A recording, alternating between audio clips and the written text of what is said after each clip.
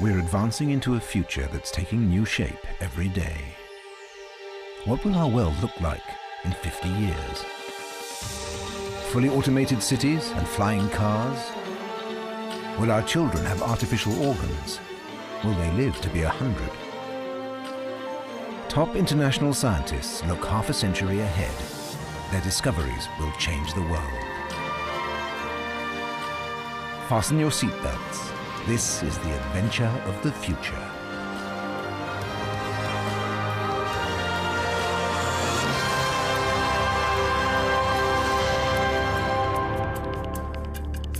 When you think about the city of the future, we always imagine flying cars and ultra-modern architecture. But the real revolution in 50 years could be invisible. Consider this. When your parents were born, the PC didn't even exist. And today, every mobile phone has more memory than all the early computers. Now think 50 years out into the future, and you can begin to imagine the enormous possibilities for the city of the future. 50 years from now, a city of the future. It is afternoon. There are still schoolboys here, like 13-year-old Paul, but his route home is very different from that of today's kids. Hey, I'll race you to the hot dog stand. Go! Paul's holographic dolphin, the streets, the buildings, and everyone's clothes are constantly processing gigabytes of information. Hey, you cheated! You went through them, I saw it! The usual, please. Sure, Paul. The citizens of the city of the future are swimming in a 24-hour torrent of data. And that isn't the only big difference from today. What will a city in the West look like in the next 50 years? Let's do a little experiment. Go outside your front door and imagine that every 10th person is over 80 and every 3rd person has reached the age of 60. Now, if you live outside the metropolitan areas, whole regions could be deserted. Now, why is this? Because outside of the United States, in the Western world, people are having fewer and fewer children. We're being hit by a double whammy, an aging population coupled with a declining birth rate. Quite simply, the birth rate is beginning to fall beneath the death rate. The aging society of the future may be a problem, but it could bring this advantage. It could ease the shortage of housing and jobs. Hi, Mom. Hi, honey. You're home early. How was school? Fine, thanks, Mom. Things still tense. Not for long. Hey, I'll see you tomorrow, honey. Bye, see you tomorrow. And don't spend all your time playing with that silly holofin. I won't, Mom. Taxi. This is Paul's grandpa, John. He's a computer freak and a first-generation hacker, and he's one of the few people in 2057 who still know what a keyboard and mouse look like. Azimo packing, not unpacking, you idiot. Sorry. I said put it in. I need the blowtorch. Oh, hi, Gramps. Hi. Why don't you get the pile of junk and upgrade? This thing's so old, it's got no online connection. I can't get any upgrades anyway. It's probably time to trash it. Here you go. Oh. Grandpa, why do you always eat hot dogs? Oh, what's wrong with hot dog? Oh, no. Please, Grandpa, not again. Sorry, this time I'm going for good. What did you argue about this time? I'm a bad influence, and I'm irresponsible. She happened to catch me putting the finishing touches to your new friend. You know what she says about that? How far have you got with it? It's finished. It's on your desk. To the annoyance of his mother, Paul's favorite game is playing with his virtual friends, who are barely distinguishable from reality. Wow! Hello, Paul. You can talk! Yes, Well, come on, show me a few moves! with pleasure. These 3D images are more than just playmates. We will interact with them in hundreds of different ways through medicine, advertisements, video games. Now, today's TV and computer monitors will seem as ancient to our grandchildren as the horse and buggy. In the future, these 3D images will no longer be confined to a traditional PC screen. Instead, they will leap out. They will jump, they will play, they will fly and float. We will interact with them 24 hours a day. But how close are we to that now? For 40 years, scientists all over the world have been trying to solve one tricky problem. How can you project freestanding 3D images in mid-air? We still don't have the final answer, but a team in California has made some remarkable progress. They project pictures onto a special layer of mist without a screen. Hey Ismo, can you see me? It's different from a normal display because on a fog screen you can see both the front and the back of the projected picture. Okay, that's fine. Well, you look a little like a ghost. I can see it through you. Whenever people actually see the fog screen, they reach in. When they see faces, they get closer, they change the viewing angle. They just behave more lifelike. The fog screen is linked to 4 infrared cameras, so it can even react to a viewer's movements. Each camera constantly measures the distance from this cap to the infrared transmitter, so the computer can follow every movement of whoever's wearing the cap. Okay, we can go ahead and start now. For the first test, the researchers have borrowed Paul's shark.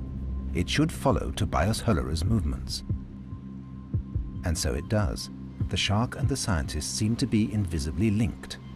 Tobias can steer the fish in the fog with neither mouse nor keyboard. But in daylight, this system doesn't work at all. So scientists are working on other ways to bring virtual worlds into the living room. And this may be the most remarkable technology yet created.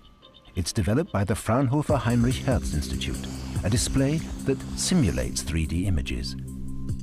Special software creates 2 slightly different views of each image. 2 different views are always needed for stereoscopic vision. If you can direct one to the left eye and one to the right eye, the brain will construct a 3D picture.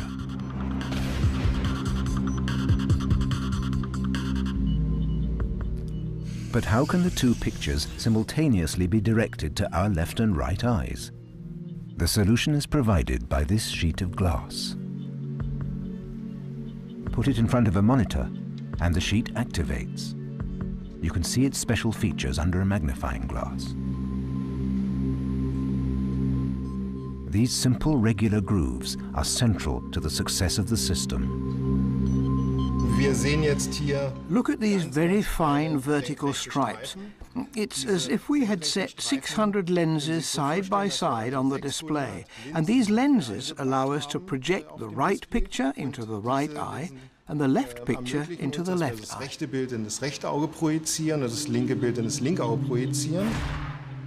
The final stage is the alignment of the 2 cameras.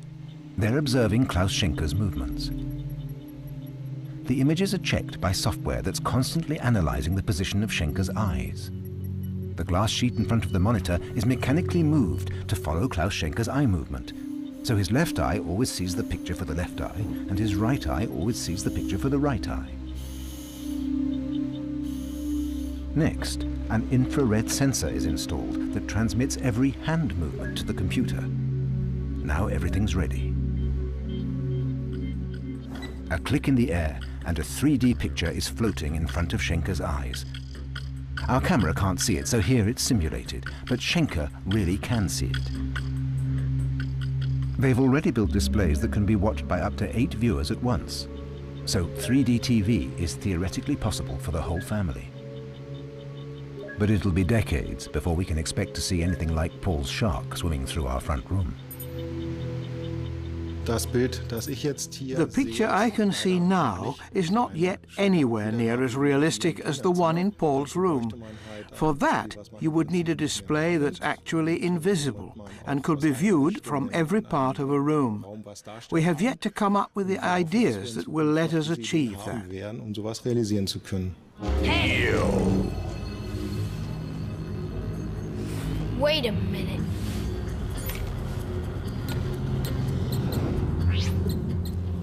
Scientists expect that in 50 years, these virtual companions really will speak to us. Hey, folks. If they were displayed on tethered or mobile balloons, they could even fill the skies. Hey, I got it! And that has given Paul a brilliant idea: to use a digital shortcut to plaster his shark onto all the display surfaces of the city.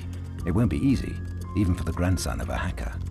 The security experts of the big corporations have worked with the government to design highly effective digital defenses for the city of the future. Man, how come it always works for Grandpa? Let me out of here, Paul. Please. Oh, I know. Please. Please, Paul, please. Hey, buddy. What's up? I think this is how he does it. But even in the future, there will be no absolutely fail-safe systems. Professionals know where to look for the weak spots.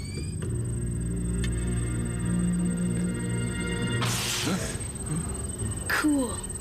I'm in. Whoa! At the same moment, Paul's mother is on her way to work on an underground highway. She's on night shift at police headquarters. She uses the driving time to check out the latest shoes at her favorite virtual boutique. Yes?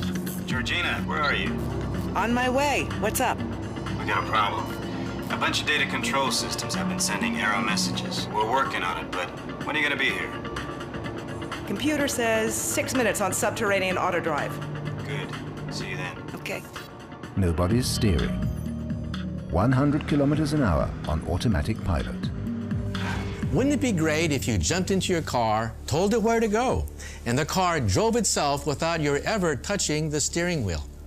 Wouldn't it be great if there were billions of chips stored in the road, each costing a penny, eliminating traffic jams and even car accidents? Now, as ambitious as all this seems, this technology is coming. So get ready for the driving experience of your life. Not everyone will like it. 2/3 of drivers enjoy speed, and they like their sense of freedom. That's all right if you're alone on a test track. But on a highway, instincts like that can get you into trouble.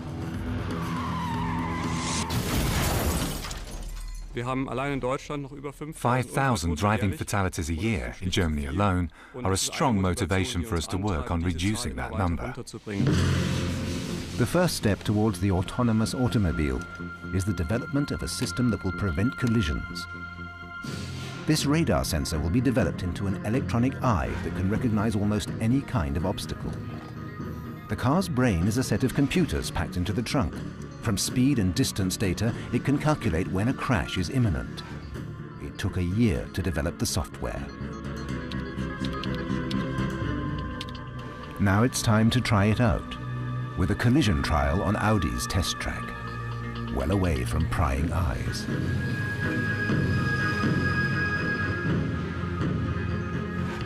These foam blocks have a high metal content to make them visible to radar sensors.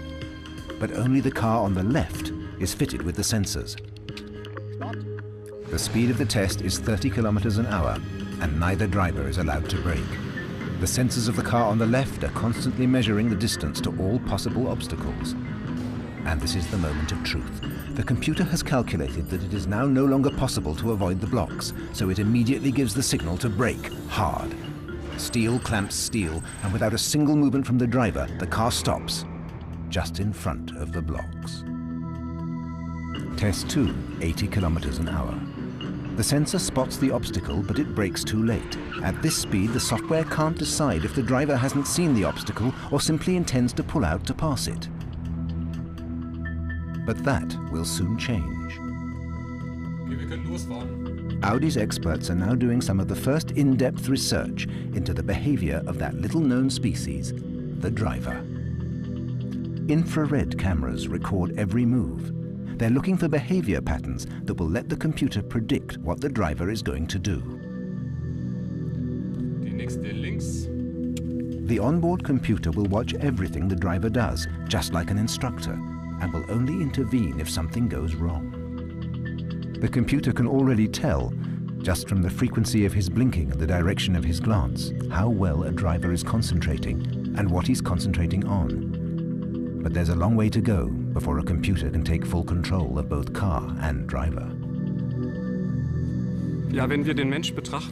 Our ability to absorb information is simply astounding. We're able to recognize scenes we've never seen before, to immediately identify people in these scenes, or to identify dangerous objects in our way. Building all that into a computer would be a huge achievement. 10,000 kilometers further west, American scientists are attempting something even more radical. These are the first entirely driverless cars. Each car has 8 kilometers of cables and wires linking steering wheel, accelerator and brake with cameras and a GPS system. And the most important part is the software they've been developing over the past 6 months. Well, for me, since I wrote the software, the biggest fear for me is that something I wrote dies for a silly reason. That is my biggest nightmare. In a few minutes, this car will be off on a 200-kilometer race organized by the US Military Research Institute, DARPA. Spider, the car built by Cornell University, has done well in the qualifying rounds. But now, in the final, this car must safely negotiate mountain passes and tunnels. The big favorite is Stanford University's Stanley. Once the race starts, all 23 cars are on their own. Steering wheels steer, but there's no one there. Only the world's media. Identifying obstacles, calculating sizes and distances, working out avoidance strategies. Humans do all this in fractions of a second. Spider has to work it out step by step. Whenever Spider moves, a warning signal sounds, because no one yet completely trusts its independent maneuvers. It makes a rather hesitant approach to the obstacle, but it does find the right way. But within an hour, Spider is out of action, like most of the other cars. 18 of the 23 vehicles suffer system failures. You wouldn't want to see one of these too close to a pedestrian crossing. But at the toughest part of the course, something really remarkable is happening. The favorite has managed to get over the mountain pass and is on its way to the finishing line. 4 other cars follow behind. I really think that in the future we could easily have cars and trucks where the humans don't have to make any decisions, where that all of the human errors and everything like that that causes problems can be avoided. And I think we can get there in 50 years. On the intelligent streets of the future, the cars speed on while their passengers just take it easy. Meanwhile, Paul is amazed at his success. Wow, that's wild! It works! The shark is out there. He's on a digital journey into the city center of the future. Screen by screen, the city turns into Shark Town. Buildings out of a biological microcosmos spiral into the sky. Parks and forests float at dizzying heights. Nature has taken over the city's architecture. But the greatest revolution is the invisible one. Billions of computer chips link hospitals, police, fire and railroad stations as inextricably as if they were the cells of a single living organism. In 50 years, the brain of the whole city could be a single, highly efficient nerve center, like a contemporary traffic control center, but its capabilities would be infinitely greater. In an emergency, the whole city can be run by computer. Power stations and railroads can be shut down. Cars can be remote controlled like toys. And the network is present in the smallest things. Everyone uses it, every minute of the day. ID scan successful. Welcome, Mr. Skeely. Thank you. You can take over a taxi using your fingerprint and simultaneously log into your home. Your friends will never again wait outside your front door because you're late getting back. What is your destination, please? 21 First Street. Thank you. Hi, it's me. Hi. I know I'm a bit early. Doesn't matter. Just go in and make yourself at home. Yeah, I'll see you inside. See you. You will let the home of the future know who's allowed in and who isn't. The whole time, the streams of data are invisibly communicating. As soon as an authorized person comes in, a room is woken up by the central computer to cater to their needs. If you want, the bathroom floor weighs you. Or if this is the evening after an especially good dinner, it doesn't. Your favorite TV programs are ready to run, and the temperature and humidity levels are set exactly as you like them. The fridge has restocked itself after the weekend by contacting the supplier direct. Right now, the scanner is checking all the sell-by dates.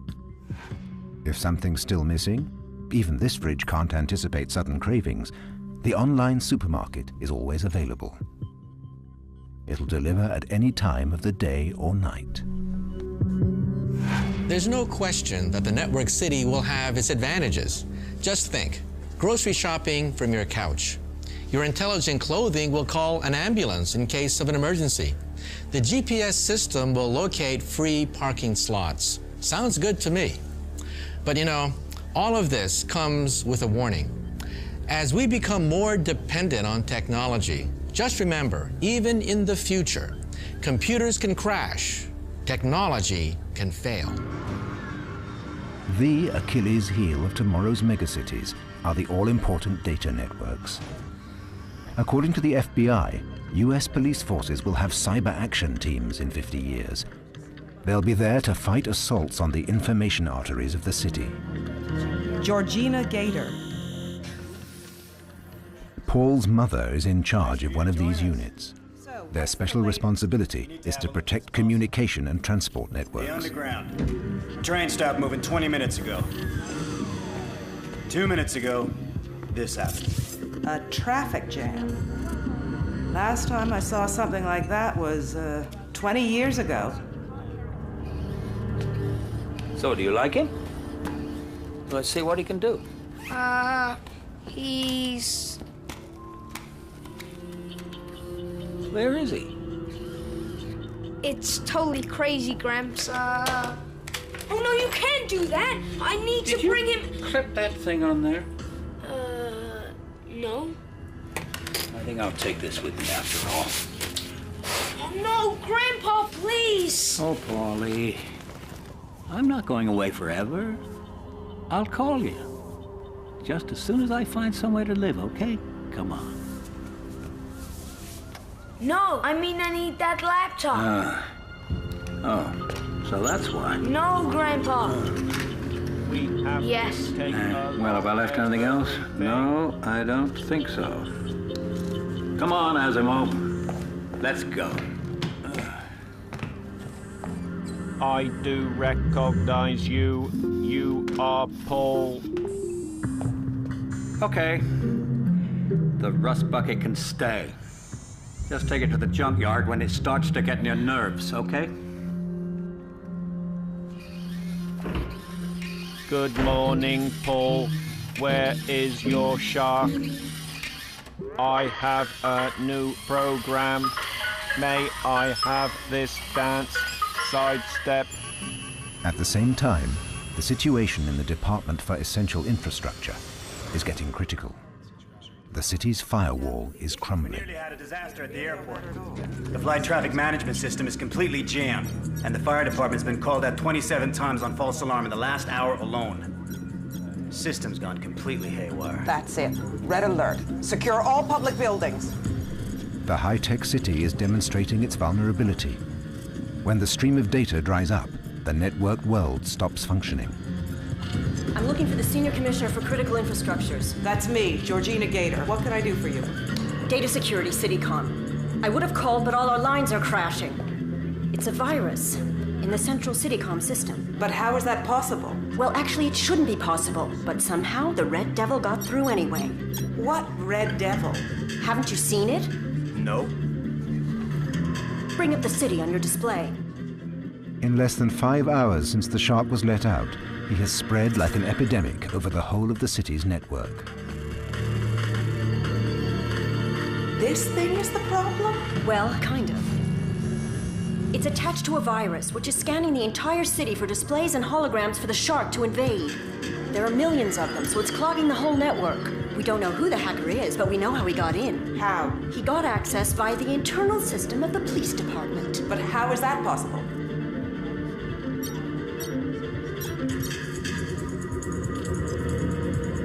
In the name of Georgina Gator. Oh, run. Have to learn that. You can't even untie yourself. You're totally useless. You pathetic piece of junk. Automatus run. Check neck.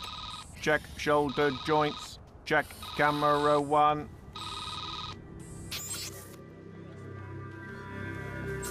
Paul?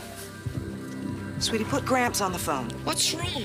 Have you looked out the window today? Your grandfather hacked your shark into the sky. Exactly what he and I were fighting about this morning.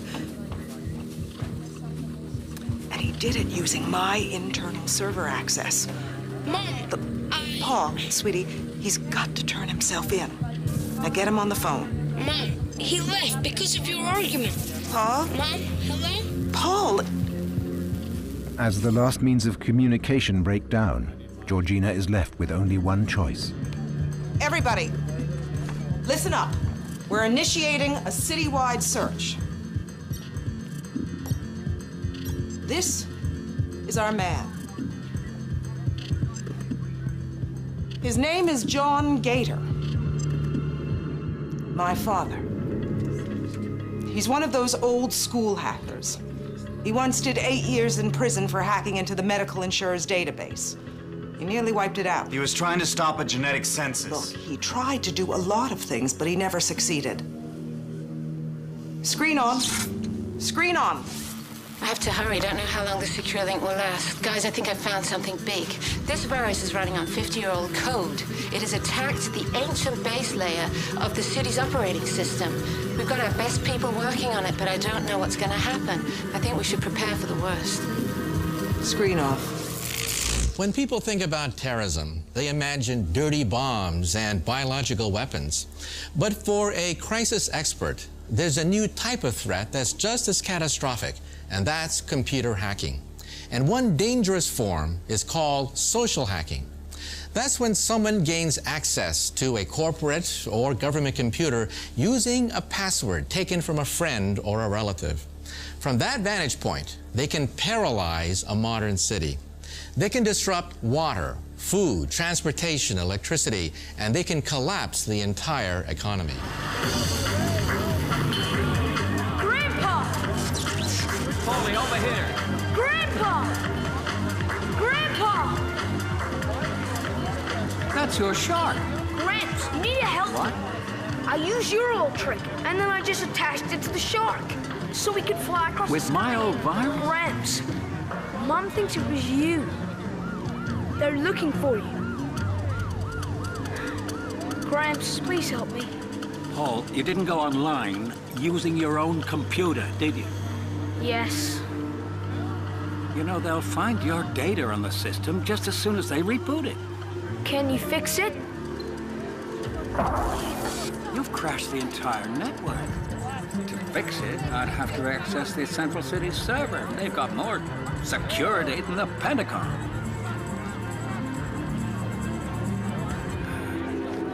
There's only one thing we can do. Come on.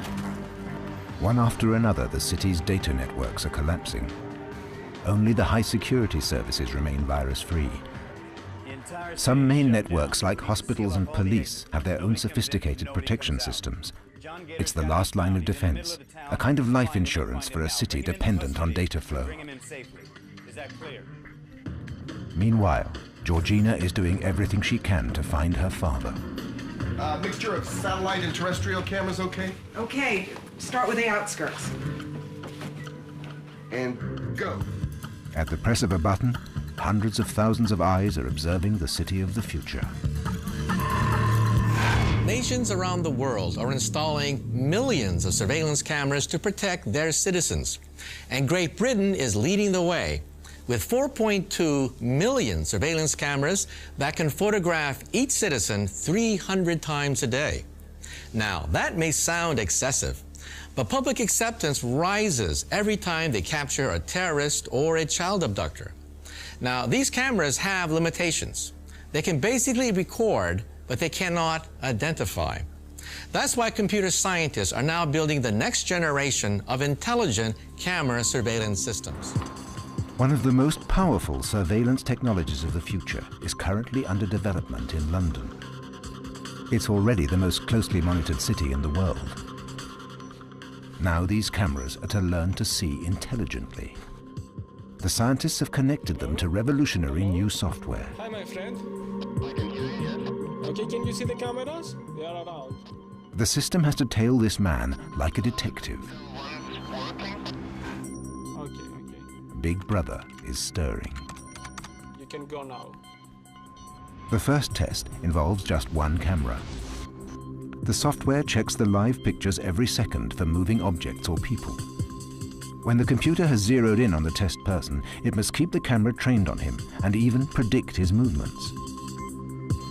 Here it is. We track him. It will take into account his size, speed, and direction of movement. The system functions extremely well. The software follows the person exactly as planned. The red box shows where the person is at this moment, and the black box predicts where he will be a second from now. And you can't shake off the system just by moving out of sight of a camera. The scientists are already linking the cameras in the first networks. They'll be hunting together in packs. Okay, James, can you start it now? Thank you. If everything goes as planned, our camera network will keep a man in its sights. When he goes out of range of the first camera, he will disappear into the blind spot we have built into the system. Then the second camera should pick him up and identify him via his size and direction of movement. And then the third camera will take over, and so on. This test is the basis for a system that should in future be able to track down any person in the city.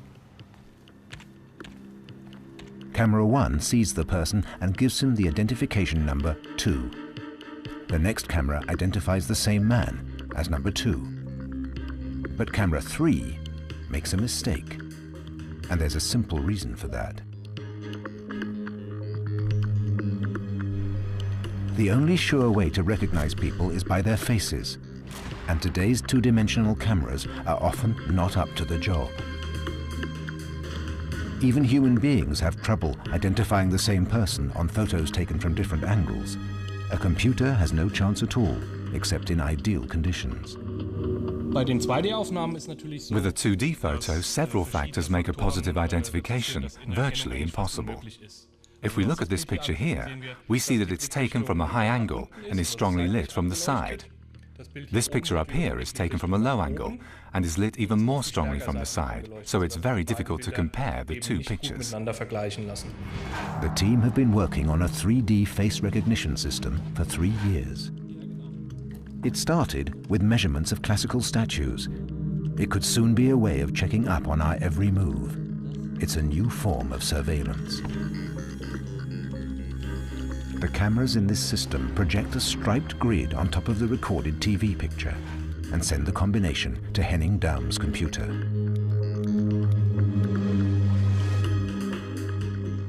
Seconds later, Julia Meyer is in the data bank, along with a 3D model of her face.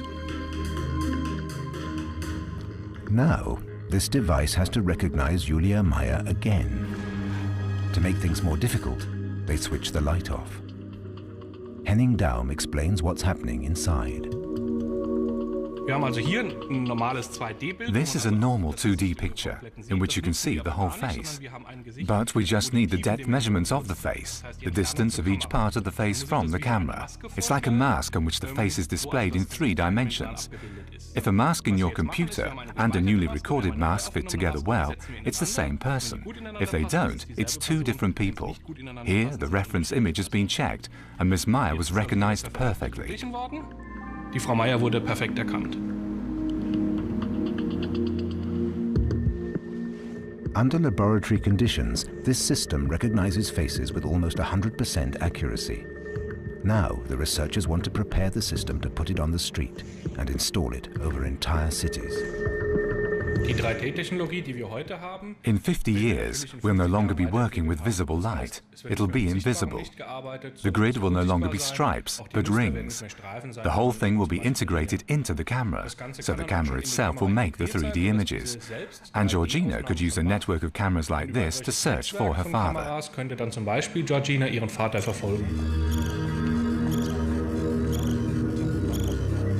Bingo! Belo Drive, Commissioner. Heading north. Where's he going? Can you make a prediction? System program predicts. Destination is... Paul!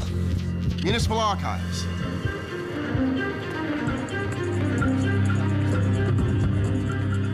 Where's she going?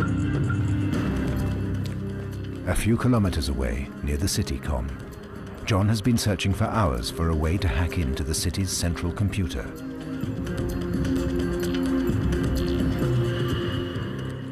But now, the virus has blocked the digital arteries of the city. John's last hope is the Central Archive. I need the data from the old city administration, now. What data? Do the original maps still exist? We have something even better. Yeah, maps. Come with me. How many CDs do you have containing music and video? Well, I hate to tell you this, but in the future, much of that information could become unreadable because your computer is obsolete. Now, if you think you have lots of important data, just think of the national archives and libraries of the world. Now, there is a solution to the problem. Holographic crystals can store up to 200 DVDs worth of information for 1,000 years, either as digits or as microscopic images. This means that you could read the data even without a computer. Many scientists have gone even further. They're working on data crystals that will store especially important information in a form that you can read by the light of a candle, the same way you project a transparency onto a wall.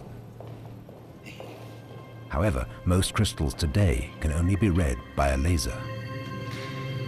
There it is. I knew it. Is that the main computer, Gramps? Not quite, my boy, not quite. We'd never get in there, but this is the next best thing.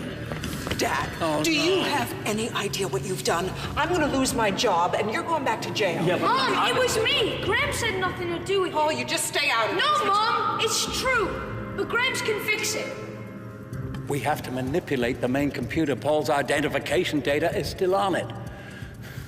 I'm hoping to get access using a little detour. You mean to tell me that a 13-year-old boy did this? Yes. Well, he did use my technology. Okay, split up! Go! Go! Georgina, focus. We have to get out of here and fix this thing before it's too late. No, you fix it. Paul stays with me. No, Mom, we both have to go. I know the new computer's better. Okay, go. What do you want me to do? Keep him here. Stall him. How much time do you need? 20 minutes! Go! Go!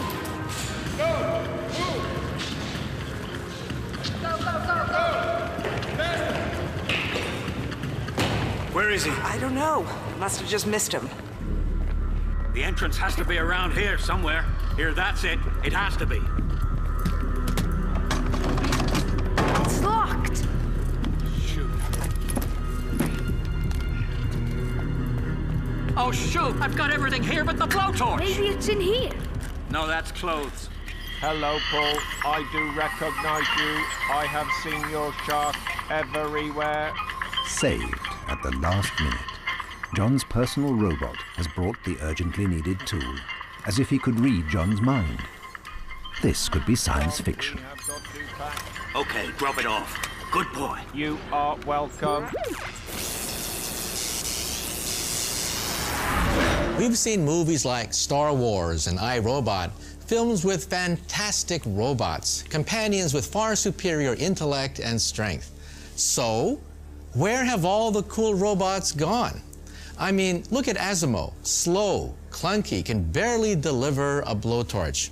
And even those behaviors would require new breakthroughs in human-like sensing and decision-making and thinking.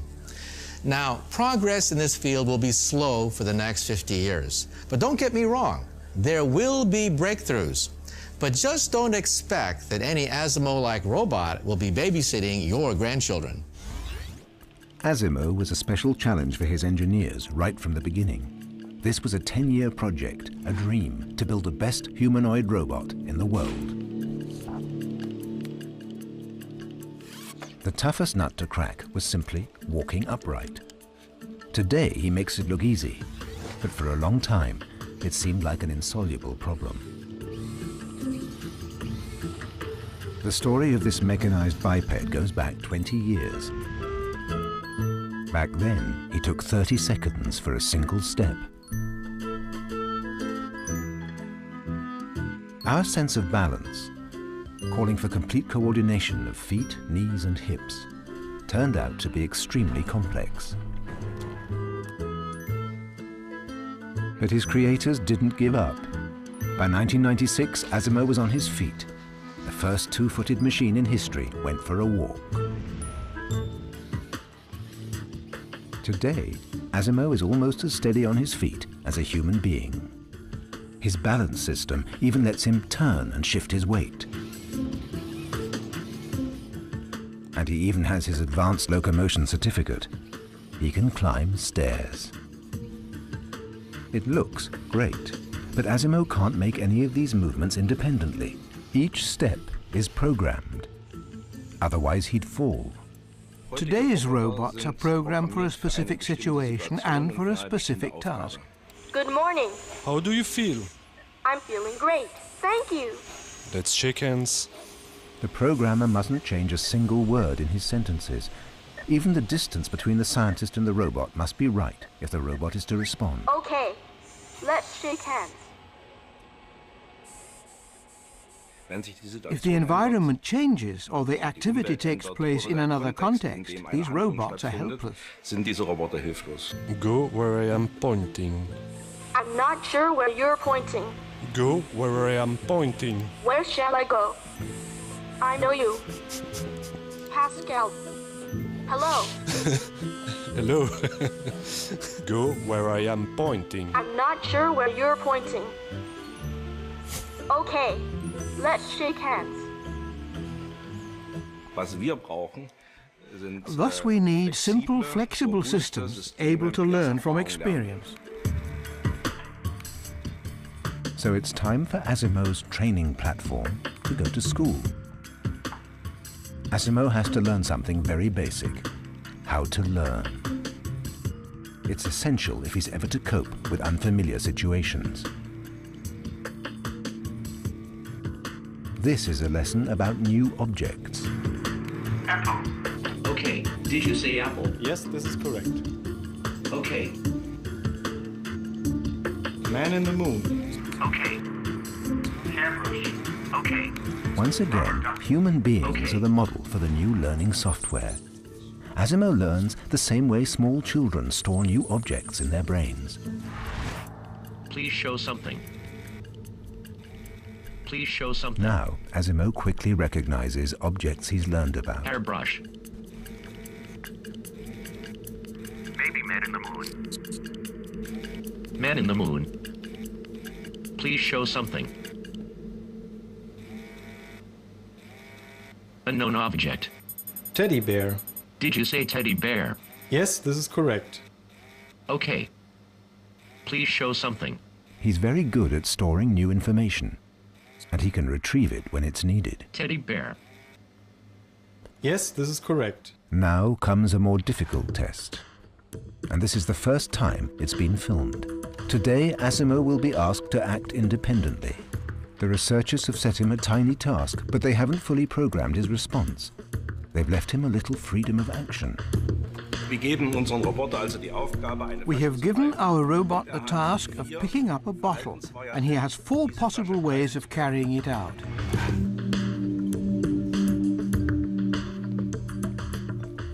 Asimov has been trained with this green bottle, like a dog with a stick. As soon as the robot spots the object of his desires, he approaches it movement by movement. Each millisecond he makes new calculations about the best way to get to the bottle. If he can't reach it with the left hand, he tries the right. Our robot isn't programmed, and he isn't carrying out any pre-programmed movements. We set the goal, and he develops the movements all by himself to pursue this goal. During these simple movements, highly complex programs are running in Asimov's computer brain. He must see, calculate distances and positions, and know what he should concentrate on. At the same time, he must pass on the results of his calculations to the joints of his body and then make a sensible, effective movement, something we humans do without much thought all our waking hours. Of course, this is just the beginning of flexible interactive behavior. If we want to achieve more complex behavior, like going shopping in a supermarket, crossing a street, or helping a human being, then this robot will have to have a much greater number of behavioral options to choose from. And looking forward 20, 30, or maybe even 50 years, he mustn't just wait for instructions. He must be able to analyze problems for himself and be at man's beck and call as a supportive machine. Als eine unterstützende Maschine immer zu Diensten zu sein.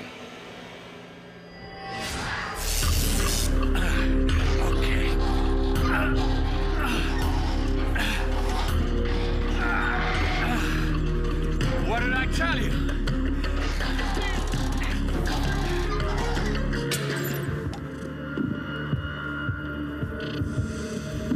That's where he's going. It's close. Come on, let's go. John and Paul have almost reached their destination. This used to be the digital heart of the city, before technological progress left it far behind. Bullseye. Gramps, what is this place? Over there is the old city information headquarters. When they built a new one, they closed this one down, but it's still connected to the central computer. Who'd have thought that Asimov would be the only piece of technology to survive my virus? Think about it. No online connection, no data, no virus. Thanks, pal. Keep moving. We haven't got much time. Keep going.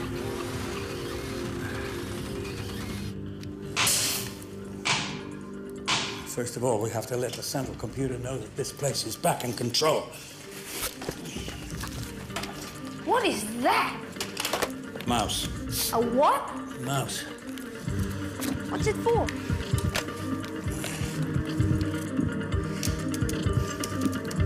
Okay, just let me do it. You have to go to SC Systems. I know. SC, then I know. reboot. I know. Slash.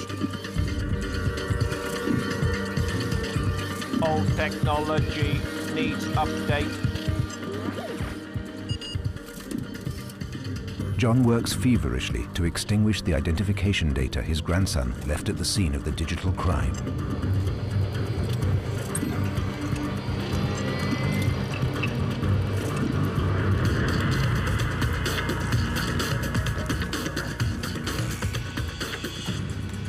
Okay, Paul, you're safe. I erased your identification data. Okay, now what? Oh, no. What happened? I think I just corrupted the entire electrical supply. Oh, why do you do that? Well, it wasn't deliberate. To run the antivirus program, I had to find a non-infected network, which was still clean. And then I had to... Not anymore. Not anymore. Okay, let me do it. Gramps, I know how to fix it. You have to go to the inner core program. Yeah, that's good.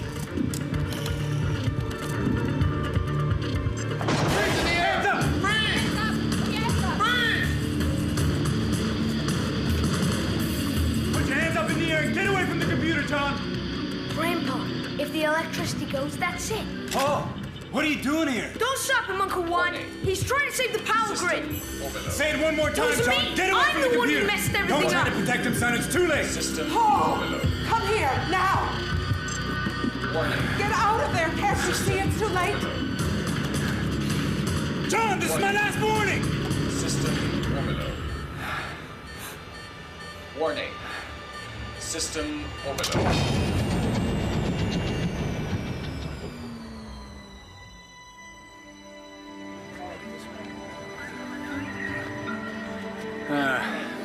Look, Dad, I know you tried.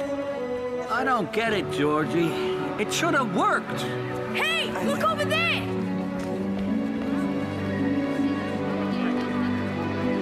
Release him. He's not our guy. In fact, he's just saved the whole city. Paul Edward Gator. Get over here.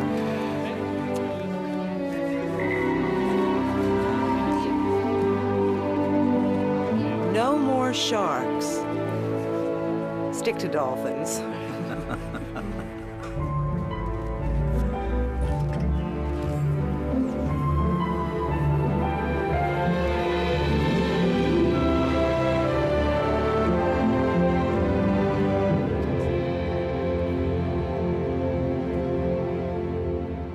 Why bother to predict the future if there's a rule of thumb that everything comes out differently anyway? Well, I'll tell you why. Predictions of the past were way off because we didn't understand the laws of nature. Well, today we have the atomic theory of chemistry. We have the quantum theory of physics, and we have the DNA theory of biology. So our predictions can be more accurate.